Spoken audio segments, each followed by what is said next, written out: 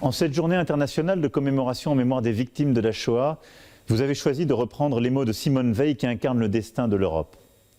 Par la tragédie qu'elle a vécue dans sa chair, par les combats qu'elle a menés avec détermination, par la foi immuable qu'elle a portée pour la réconciliation des peuples.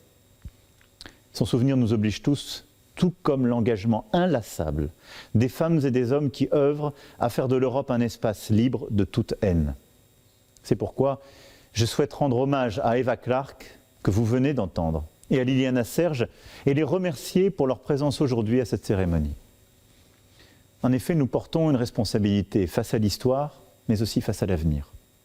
Nous assurer que la mémoire soit transmise. C'est cette mémoire qui nous permet de lutter avec force contre l'antisémitisme et pour les valeurs universelles des droits de l'homme. Ce travail de mémoire et d'humanisme, nous le devons en particulier aux jeunes générations, pour que jamais ne soit oubliée la mémoire de la Shoah, pour que jamais ne soit répétée l'atrocité de notre histoire, pour qu'aucun jeune Européen ne puisse l'ignorer. L'ignorer, c'est prendre le risque de laisser certains faire réapparaître les discours du pire, de laisser revenir les vents mauvais. Et tout cela passe notamment par des projets concrets, comme celui de Georges Mayer et de son association Convoi 77, au cours duquel élèves et professeurs ont travaillé dans 7 pays européens, dont la France, pour faire vivre la mémoire des déportés et de leurs familles. Je veux ici les remercier les enseignants et les jeunes pour leur engagement. Alors que la France a pris la présidence du Conseil de l'Union européenne, je souhaite ici rappeler les engagements qui sont les nôtres, résolument universalistes.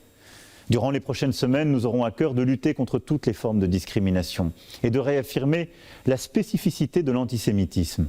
Nous mettrons en œuvre, afin d'adopter justement les conclusions du Conseil sur la lutte contre le racisme et l'antisémitisme, toutes les initiatives possibles pour qu'en mars, nous puissions aboutir concrètement. Et nous continuerons à soutenir activement la stratégie européenne également. Nous sommes fiers de mener ce combat à l'échelle de l'Union européenne, en coopération avec le Conseil de l'Europe, qui joue un rôle essentiel dans la défense de ses valeurs. Et je tiens à cet égard à saluer la détermination de la secrétaire générale Marija Precinovic-Buric, ainsi que l'engagement de tous les parlementaires. Car ce combat, c'est un combat qui ne cède rien à l'unicité de la Shoah. C'est un combat qui ne cède rien pour rappeler l'impardonnable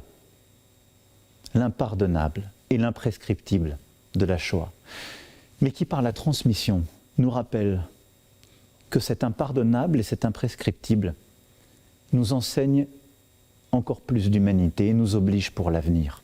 Il ne vaut pas simplement pour le passé. Il nous a conduits à savoir, en Européens, vivre à nouveau ensemble.